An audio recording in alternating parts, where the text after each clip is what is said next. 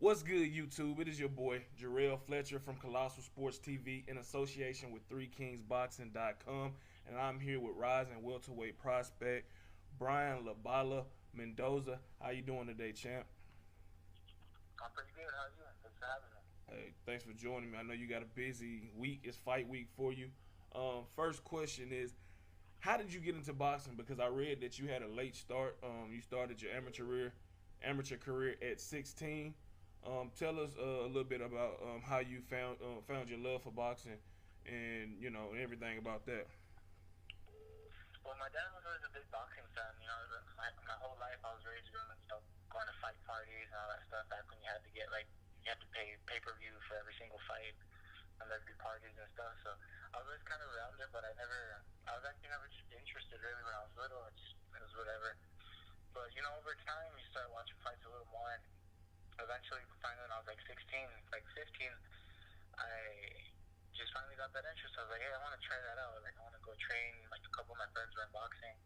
And I started asking them, but neither of my parents wanted to let me. So it was just like a straight year of just begging, begging, begging. And then after a year, when I was 16, they finally let me try it. And I've been hooked ever since.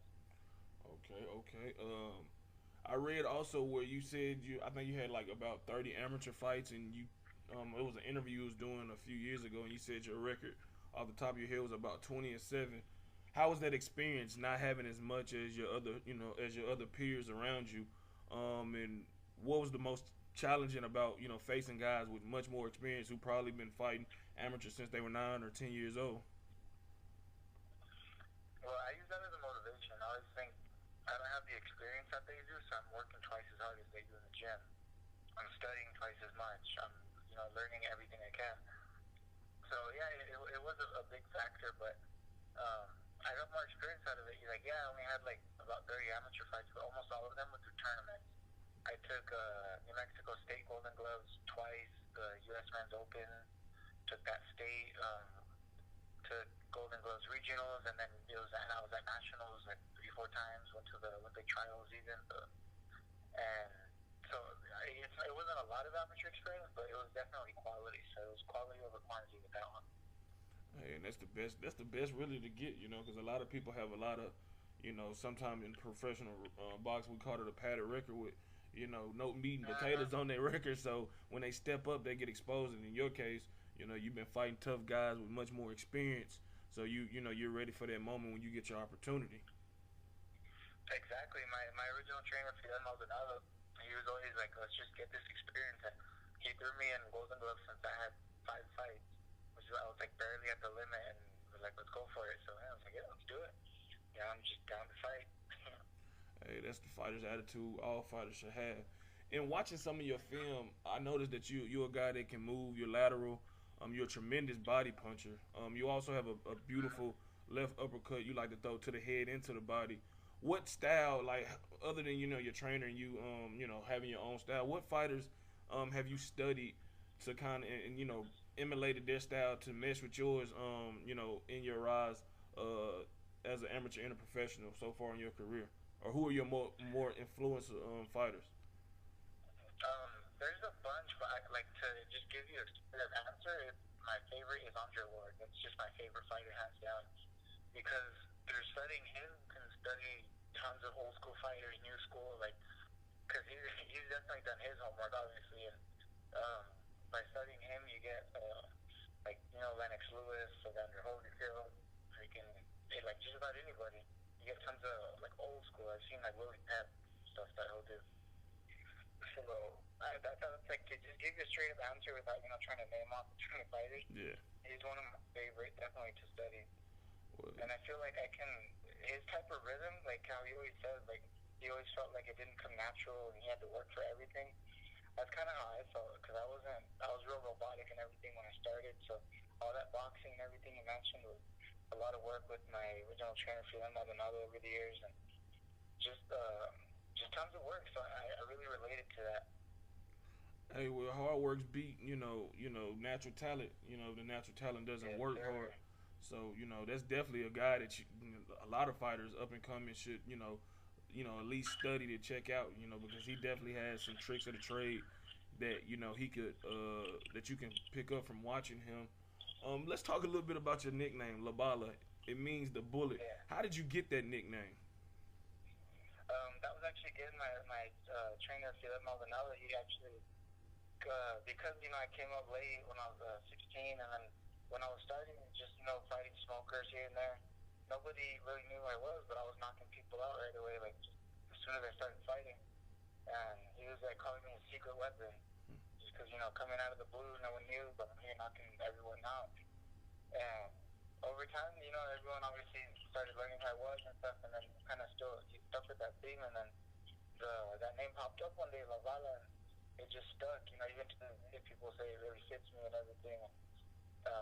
He's the one that came up with that engineered that one, but it kind of started from that, just being a secret weapon, and then just La Bala.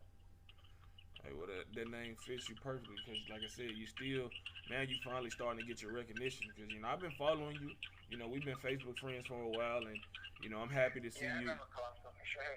Yeah, and I'm happy to see you, finally get your just due and, Bob Arum, acknowledging your talent because, like I said, there's so many gems out there that get overlooked because of the glitz and glamour of, certain fighters who are pushed to the forefront that, some turn out to be, stars, some turn out to be duds, and it's good to see you at least, get your chance. Go ahead. Yeah, no, for sure. I'm just agreeing with you, because it's definitely been tough, I got shelved there for a while, and then I was trying to get moving because I never took time off. My trainers actually always get mad at me because, like, even on vacation, like, I'll find a boxing gym and go get some food. But, like, it's just been insane, just, like, I've had a layoff lately, but it was just always in the gym, so I'm happy, Bob Arum signed me. They gave me a 5-year deal, and that was a big deal, so I'm ready to go. I'm excited. All right, before we get into that, I know you from Albuquerque, New Mexico, right? I believe so, right? Yes, sir. So you come along from the camp with Fidel Maldonado and all those guys. Yeah, that's who I came up with. So how did Fidel, y'all still friends and talking everything? Yeah, we're still good. Yeah, like we split now, but it wasn't like a fight split or whatever. I just felt like it was time for me to take that next step and dive in the deep end. So I moved out here to Las Vegas, Nevada. But we're still cool. I actually talked to him yesterday. And no, everything, we're on it. He still supports me. I still support them and everything. And I'm always grateful because they're who I came up with. I asked that to see because, he was with Golden Boy, or still with Golden Boy. Any advice that he, did he give you in dealing with these big-time promoters? Because we see example given, Mikey Garcia, not to bash Top Rank or anything, but, being a older, figure and friend to you, any advice that he give you to watch out for to make sure everything is a smooth transition as you move from, one promoter to a bigger promoter, and like you said, the best promoter in the world, Bob Arum? Yeah, no, sorry, I didn't catch that last sentence, like right before Bob Arum. No, I was just saying, did he give you any advice from Oh yeah, sorry, I mixed that up. No, it's we talked like that, but it was more of him telling me, like, or not telling me, but me learning from like his experiences. I was in his corner for tons of his fights, I was always out there on the trips with them, meeting people and all that. And I learned, he got used a few times, and because he was put in situations where he had to take fights that he shouldn't have taken, and whatever mistakes were made, lessons were learned, and anytime he went through something, I felt like I went through it. That was my boy. We came up together like that. So more than anything, it was through just living it. I definitely understand that. Now let's get into it. I told you off air, but congratulations, the big signing, 5-year deal with Top Rank, Mr. Bob Arum. And I know that especially this generation, or just in general, most people have a goal mapped out for them way before they really get deep into whatever profession they choose. And I know that's no different with you. You're 16-0 with 11 knockouts, so you're closely, getting to that point where the bigger fights, top 15 guys will be thrown your way to see, if you pass that test, you get to, closer to your championship contention. So what's your plan for the rest of this year and early 2020 to get you to that point of championship contention? Part of that is just the reason I came out here. I've been sparring like several elite fighters. fighters and stuff, and learning from Ismael Salas now. That's my trainer. And no, my plans are just fight, get back in there. And I believe it was 2015. I fought 8 times that year. Whew. And in a short span, I did my building under the radar. You know, just getting the fight in, doing all that stuff. And just a second. Okay.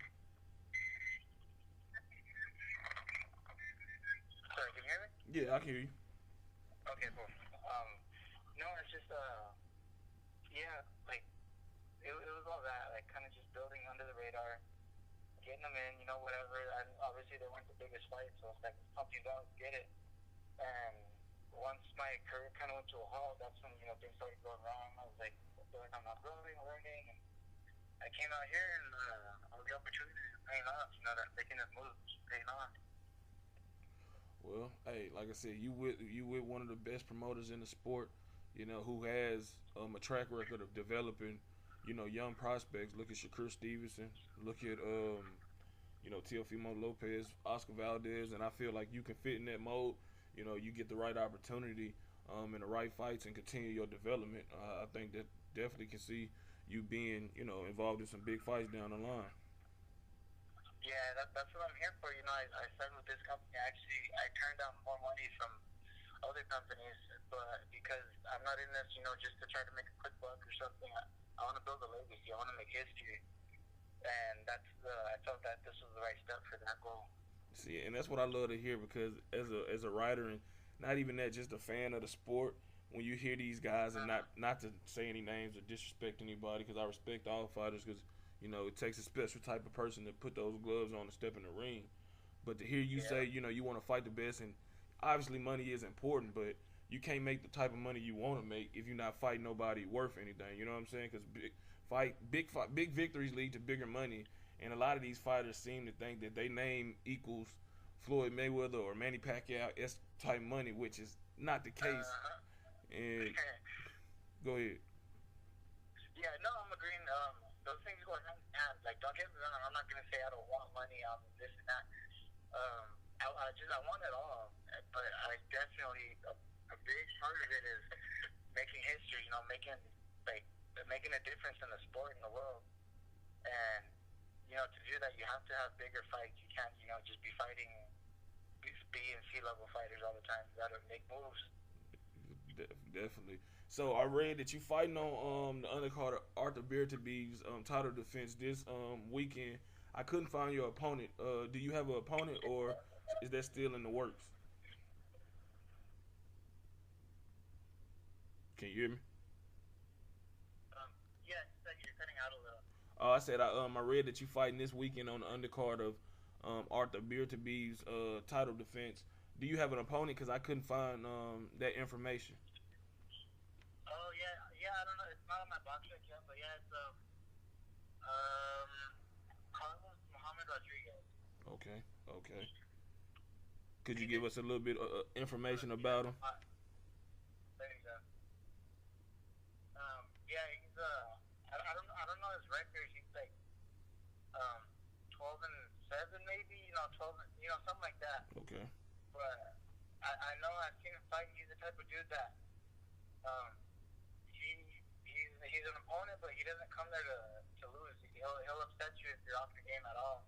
And I think that's what Top Rank wants to see. They wanted to get me, you know, something. I'm coming back, but they didn't really seem to care. They're like, let's get him something, you know, to see what he's really about. Okay, and will this fight take place at the welterweight division, or will it be a catchweight, since this will be your first fight in a while? I guess technically a catchweight, but it's at 148, so not really. Okay. Well, let's talk about some prospects around your division. I don't know if you're too familiar with Josh Kelly and Jerrell Ennis, but what are your thoughts on those guys? Those guys are potentially guys you can match up with sometime down the line, who have tremendous following and big expectations around them. Yeah, no, I love the people say that when I tell them I'm at 147, like, oh dang, you know, that's big. But those are where the fun's at. They forget that. People like, I don't know, they just want something where there's only like maybe one tough guy in their division or something. Yeah. I'm in what I call the fun division. This is where, you know, the action, that tons of champions, real champions, people that couldn't be championship champion, like all that. The 147 stack, and I just want to make my name in that man. Because if you can make it there, you really need it. Definitely, and like I said, you 5'10", so you definitely fit the mold physically. You know what I'm saying? You 2 inches away from being 6 feet, Yeah. so you definitely fit physically in there. You know, it's all about getting there and testing the skill against these other guys.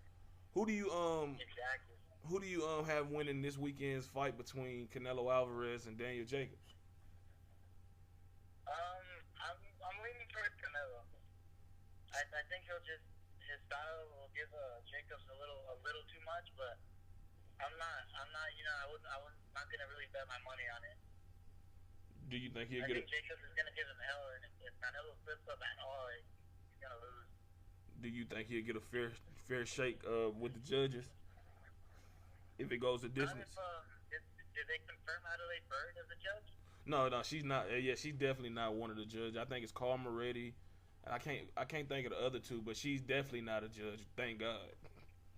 Okay, yeah, he should get a fair shake. Because as soon as I saw that, I was like, oh, Canelo might split. Yeah, well, man, I'm not gonna hold you long. Like I said, I know you just got out of training not long ago, and I know you want to relax. I definitely appreciate you taking time out of your busy schedule. Could you let the fans know where they can reach you at on social media? Yeah, I'm on all social media all over, every platform on Facebook, Brian Marino Mendoza. That's Marino. And my main thing is Instagram at La Bala Mendoza. All right, man. Well, hey, I wish you the best going forward with this weekend's fight and the rest of your career, and hopefully we can chop it up again and do this again sometime down the line.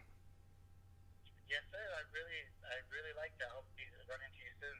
All right, And man. appreciate you and everything, man. All right, man. You take care. All right, thanks, man. Shout out to Colossal Boxing. Thanks again. Appreciate it. Thank you. Peace. There you have it. Rising welterweight prospect Brian Bala Mendoza return.